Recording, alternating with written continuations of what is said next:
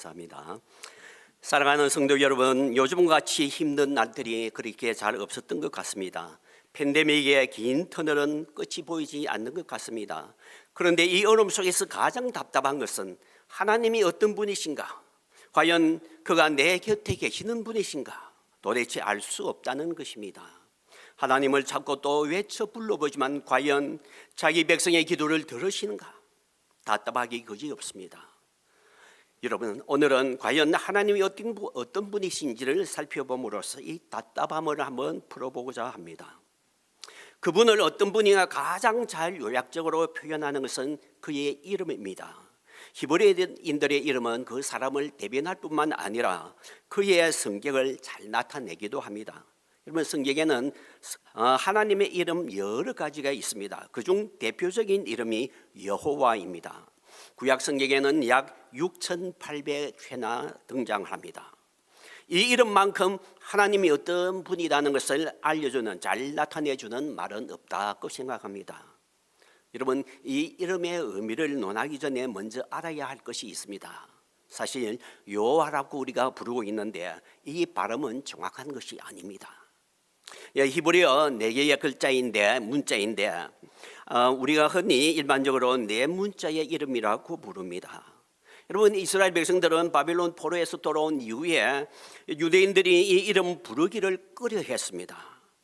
왜냐하면 그 이름이 너무 거룩하기 때문에. 또 두 번째는 행여나 잘못 불렀다가 제5계명에 망령되 일컫지 말라라고 하는 이 계명을 범할 수 있음을 우려한 때문이었습니다. 그래서 유대인들은 이 4개의 문자가 나오면 원래 그 이름 대신에 아도나이라고 대체해서 불렀습니다. 아도나이라는 말은 주라고 하는 존칭입니다. 그래서 신약 성경에도 여호와라는 이름 대신에 주로만 표기되어 있습니다. 이렇게 오랫동안 이름을 부르지 않다 보니까 그 발음을 아예 잃어버렸습니다. 여러분,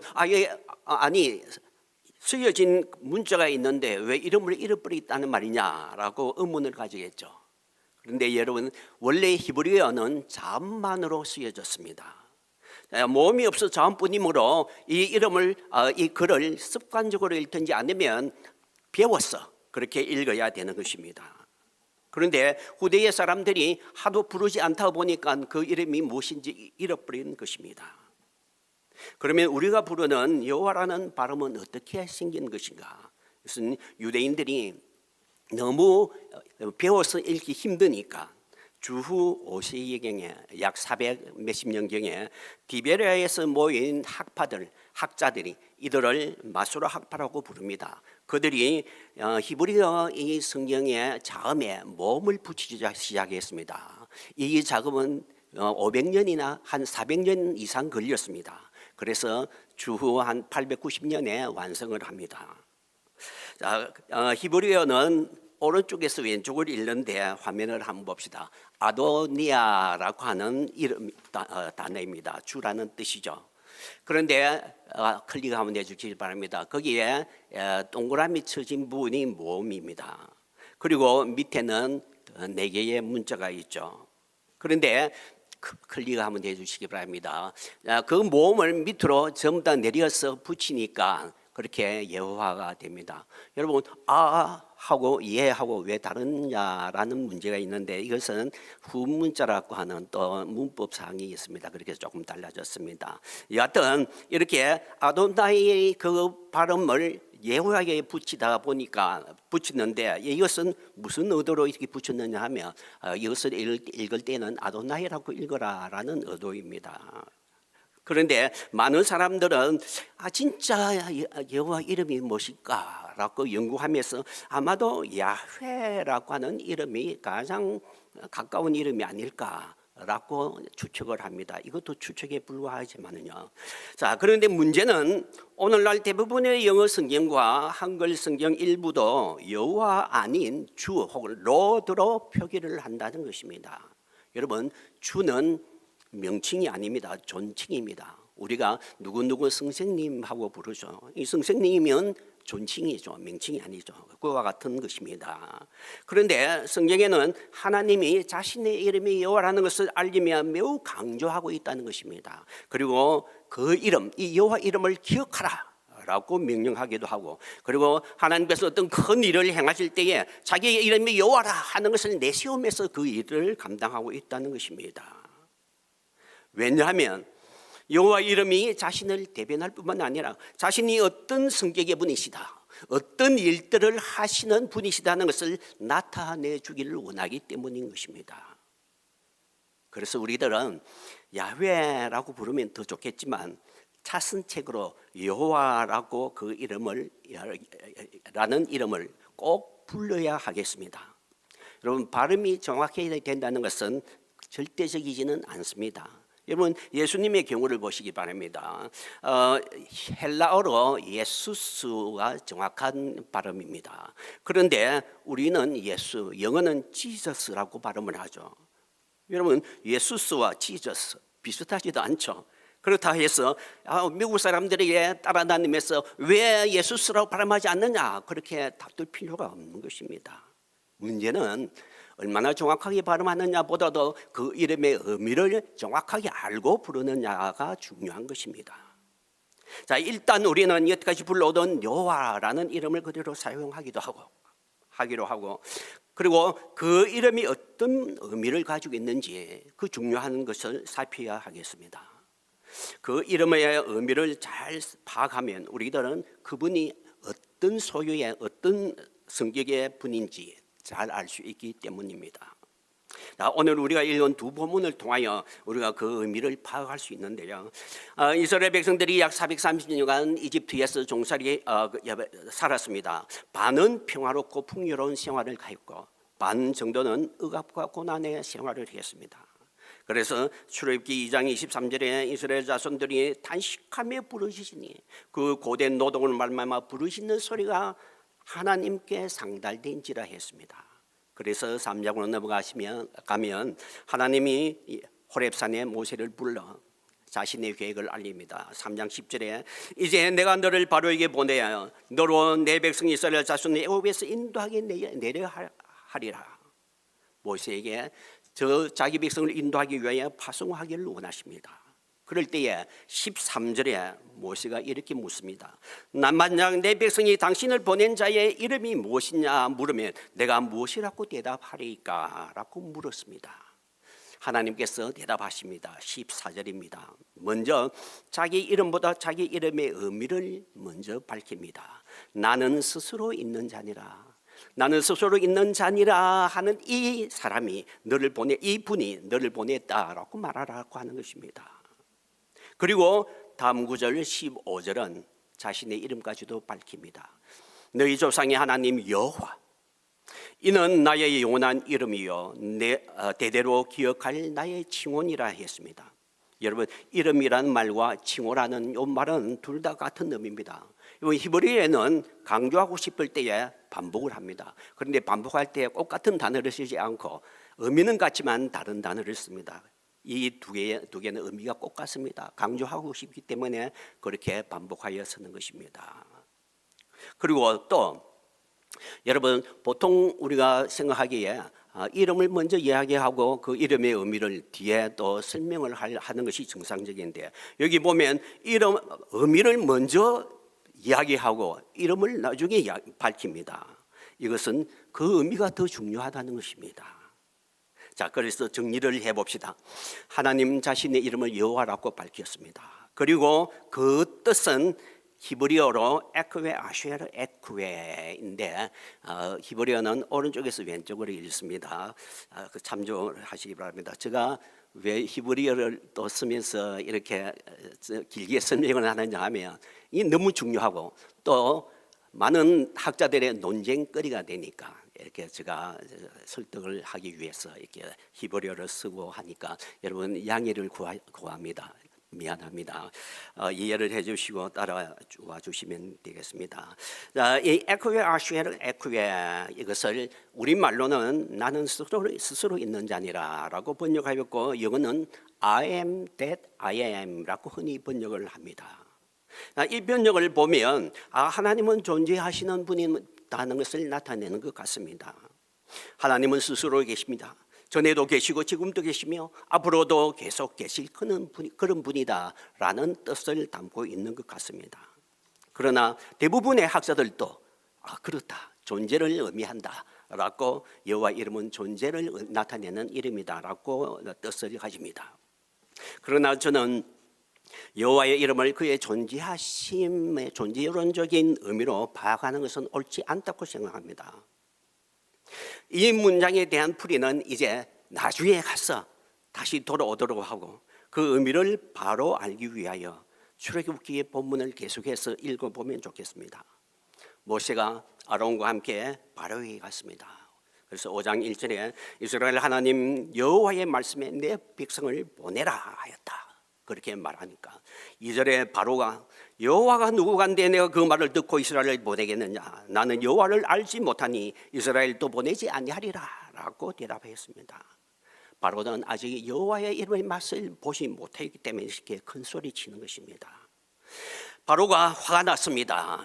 그들이 그만하여서 가겠다라고 말을 한다. 그래서 더 학대를 합니다. 짚을 주지 말고, 그리고 벽돌 그대로 채워라, 양을 그대로 채워라 명령하였습니다.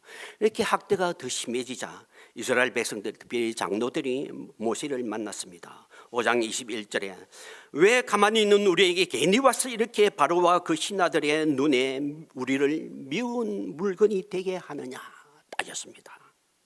그러자 모세가 이제 하나님에게 가서 따져 묻습니다. 항의를 합니다. 첫째는 22절에 하나님 왜 나를 보내어 이 백성으로 큰 학대를 당하게 합니까? 그리고 두 번째 23절에 왜 약속하신 대로 주의 백성을 구원하지 아니하십니까? 여러분, 이 상황이 우리의 현실과 비슷하지 않습니까? 우리가 하나님의 수많은 약속을 듣고 또 기도를 하는데 왜 하나님은 잠잠하시느냐, 왜 우리의 소원을 들어주지 않느냐고 또 따져보고 싶지 않습니까? 자, 그러면 하나님이 모세에게 무엇이라고 대답하는지 봅시다. 바로 이제 6장으로 넘어갑니다. 6장 1절에 이제 내가 바로에게 하는 것을 너가 보게 될 것이다. 2절에 나는 여호와라, 자기의 이름이 여호와인 것을 밝히고, 그리고 3절에는 아주 중요한 말씀을 하십니다. 우리 3장 다 같이 화면을 보고 한번 같이 읽어봅시다. 시작. 내가 아브라함과 이삭과 야곱에게 전능의 하나님으로 나타났으나 나의 이름을 여호와로는 그들에게 알리지 아니하였고. 여러분, 나의 이름을 여호와로는 그들에게 알리지 아니했다 했는데 다루 말하면 그들이 나의 이름을 여호와로는 알지 못했다라는 뜻인데 이 말은 이상한 것 같습니다. 과연 족장들이 여호와의 이름을 몰랐다는 말인가? 여러분, 창세기를 보면 족장들 아브라함, 이삭, 야곱이 자주 여호와 이름을 불렀습니다. 그러면 그들이 알지 못했다는 의미는 무엇인가? 여기에서 알다라고 하는 히브리어 단어 야다가 어떤 의미를 가지느냐 알아야 됩니다. 이 야다라는 것은 지식적으로 아는 것을 말하는 것이 아니라 경험적으로 아는 것을 말합니다. 아직 그 이름을 경험으로 알지 못했다. 그 말은 하나님이 여호와의 이름에 걸맞는 일을 아직 행하지 않았다. 그래서 그들은 경험하지 못했다는 이야기입니다. 그리고 여기 이 본문에서는 두 이름이 비교되는데 하나는 전능의 하나님이고 하나는 여호와입니다. 양쪽이 성격이 다른 이름인 것입니다. 그래서 이 구절을 종합해 보면 전에 하나님은 전능의 하나님이라는 이름을 가진 자로서는 열심히 활동을 했는데 여호와라는 이름을 가진 자로서는 일을 하지 않았다. 그래서 그들은 진짜 여호와의 그 의미를 알지 못하였다.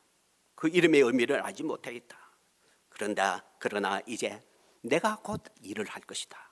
그리고 너희들은 내가 일을 하고 난 뒤에 경험적으로 내 이름이 여호와라는 것을 알 것이다 있다라는 말입니다.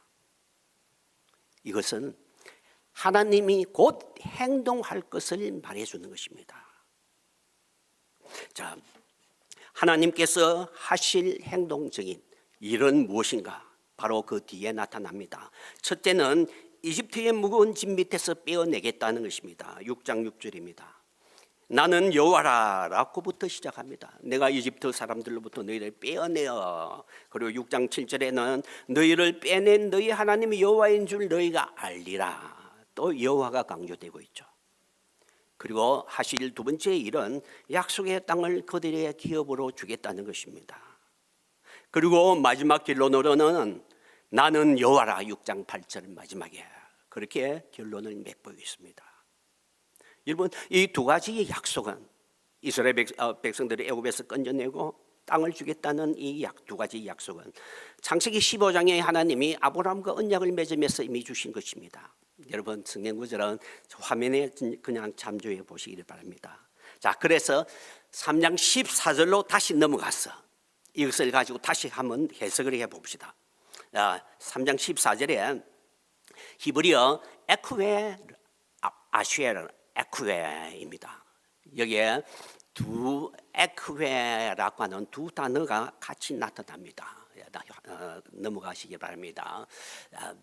여기 보면 앞에 에쿠웨 두 개의 에쿠웨가 나타나는데 이 에쿠웨의 동사 원형은 하야 동사입니다. 여러분, 하야 동사는 비동사로 일컬어집니다. 이 하야 동사는 성경에 3,500회나 나타납니다. 그런데 그리고 이 일반적으로 영어로 비동사에 해당한다라고 알려져 있습니다. 그런데 구약 성경의 이 하야 동사는 단순히 이다 혹은 있다라고 하는 정적인 의미로는 거의 소수에 불과합니다. 사용된 것이 대부분이 이 동사는 행동적인 의미로 사용이 되었습니다. 주로 무엇을 하다, 일어나다, 무엇이 되다, 심지어는 뭐뭐로 오다라는 의미로 번역이 되는 그런 것으로 사용이 되었습니다. 그런데 영어로에 비가 얼마나 많이 나타납니까? 그 수많은 문장에 비동사가 들어있는 문장은 그건 무엇이란 말이냐, 그렇게 의문을 가질 수 있습니다. 그런데 여러분, 히브리어는 문장에는 동사가 없이 명사와 형용사로만 이루어지는 소위 말하면 명사 문장이 참 많습니다. 자, 동사가 없는 그런 명사 문장에서는 영어 성경은 be를 넣어서 번역을 하였습니다. 그렇기 때문에 엄청나게 비동사가 많이 나타나는 거죠. 그런데 학자들이 왜 비동사 이 하야 동사를 쓰면 될 것인데 왜 이렇게 안 썼을까? 그리고 명사 문장들을 만들었을까? 의문을 가지는데 많은 사람들이 그렇게 이야기합니다. 이 히브리 사람들은 이 하야 동사의 정적인 개념을 별로 가지고 있지 않았다. 그래서 정적인 개념을 가진 것으로 쓰려고 하면 굉장히 이질적으로 느껴지기 때문에 일부러 피했을 것이다라고 이야기합니다. 그리고 실제로 무엇이 있다, 존재를 의미하는 때에는 이 하야 동사가 아닌 다른 단어로 사용을 했습니다. 자, 그래서 3장 14절의 본문도 존재론적인 정적인 해석보다도 행동적인 관점에서 해석을 해야 마땅하다고 생각합니다. 그래서 다시 이 문장을 번역해 보면 에쿠웨 아슈에르 에쿠웨는 나는 그런 분이다라는 뜻인데 한번 클릭을 해 보시길 바랍니다. 클릭 다시 해 보시길 바랍니다. 앞에 에쿠웨는 앞에 에쿠웨는 다시 뒤로 돌아가서 클릭 한 번만 해주시기 바랍니다. 다시 아크웨크에는 I am 나는 이다라는 데서도 가운데 아슈에르는 관계대명사가 됐답니다. 그리고 뒤에 있는 에크웨 동그라미 쳐진 저 부분이 중요합니다. 그것은 미완료 형태인데 이것은 미래로 해석이 됩니다. 그래서 이것은 내가 뭐뭐할 I will do라고 번역을 해야 마땅한 것입니다. 그리고 여기에서 이 에크웨라는 단어에서 여호와라는 그 네 문자가 발생했다라고 그렇게 생각합니다. 자, 그래서 다시 클릭을 한번 해주시기 바랍니다. 자, 에쿠에 아슈에를 에쿠에를 번역하면 이제 나는 무엇을 할 그런 분이다라고 하는 의미입니다. 이것은 하나님이 이제 곧 미래입니다. 이제 곧 내가 어떤 행동을 하겠다. 이것은 하나님이 무엇을 할 준비가 되었다라고 하는 것을 의미하는 것입니다. 여러분, 자, 그러면 하나님께서 여호와라는 이름에 걸맞게 어떤 일들, 어떤 행동을 하실까요? 한번 살펴보면 좋겠습니다. 이스라엘 백성들이 경험하는 그 하나님이 하는 일, 자, 하나님이 곧바로 행동에 나섰습니다. 바로와 이집트에게 재앙들을 내렸습니다. 10가지 재앙을 내렸습니다. 마지막 재앙은 장자들을 다 죽이는 재앙이었습니다. 여러분, 6월절 아침을 한번 생각해 보시기 바랍니다. 이집트 사람들은 집집마다 장자들이 죽었고, 그리고 통곡으로 가득 찼습니다. 그리고 이스라엘 사람들에게 어서 나가달라고 예언하였습니다. 여러분, 이스라엘 백성들은 당당하였습니다. 그들은 하나님의 구원을 찬양하며 온 가축들을 몰고 함께 그 지긋지긋하던 옛 땅을 떠나고 있습니다. 그들은 여호와의 이름이 무엇이라는 것을 경험하고 있는 것입니다.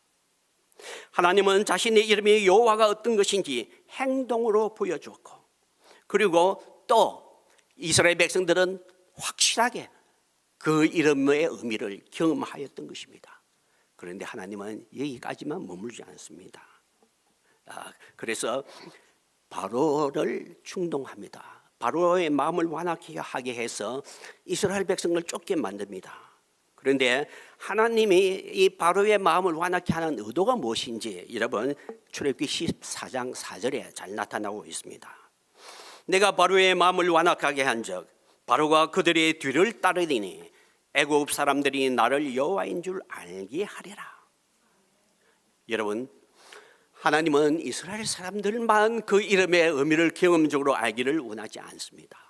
이방인인 이집트 사람들까지도 자신의 이름이 여호와라는 것, 그 이름을 가지고 하나님은 어떤 일을 하시는, 행동을 하시는 분이라는 것을 똑똑히 경험적으로 알게 만들겠다는 것입니다.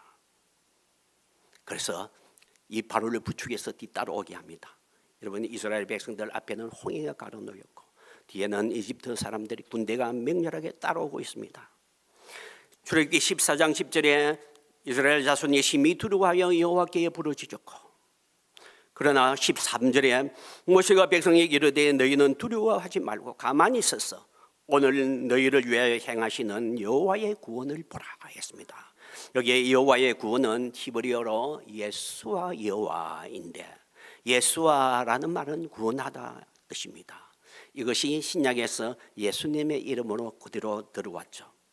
여러분, 예수님의 이름은 구원하다라는 뜻입니다. 그런데 오늘 이 본문에는 어떤 구원을 말하는가? 여러분, 어떤 구원을 말하는지 14절을 이와 같이 말합니다. 여호와께서 너희를 위하여 싸우시리니 너희는 가만히 있을지어다. 즉 하나님이 대적을 향하여 싸워 자기 백성을 구해내는 그런 구원을 말하고 있는 것입니다.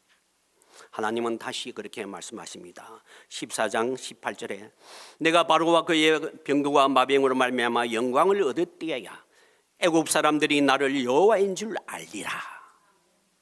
여러분, 이스라엘 백성들이 앞에 홍해에 가로놓였는데 험악한 공포의 바다였습니다. 죽음이 입을 벌리고 있는 듯합니다. 하나님께 부르짖었습니다. 하나님께서 홍해를 가르셨습니다. 자기 백성을 거기 지나가게 했습니다. 그런데 이집트 사람들이 들어왔을 때 물이 그들을 삼켰습니다. 물이 그들을 덮칠 때 그들이 그렇게 외쳤습니다. 14장 25절에 보면 여호와가 그들을 위하여 싸워 애굽 사람들을 치는도다.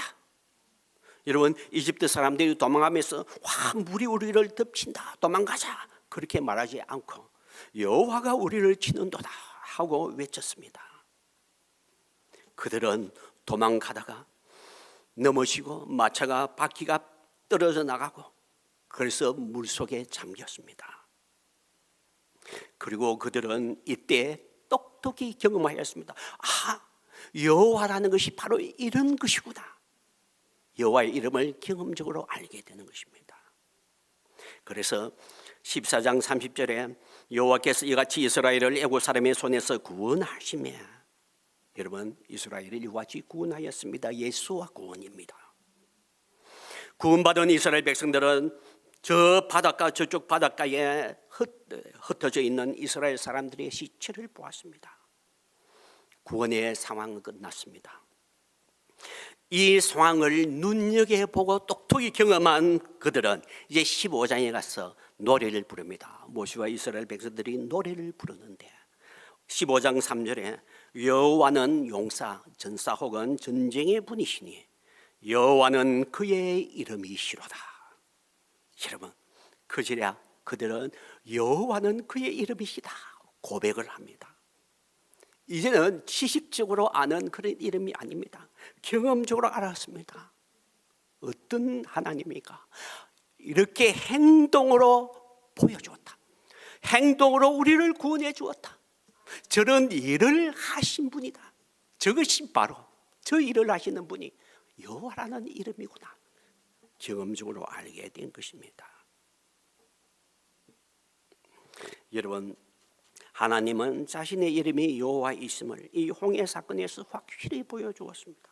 여러분, 이스라엘 백성들뿐만 아니라 이집트 사람들이까지도 이 이름의 의미가 무엇이라는 것을 확실히 경험적으로 알게 했습니다.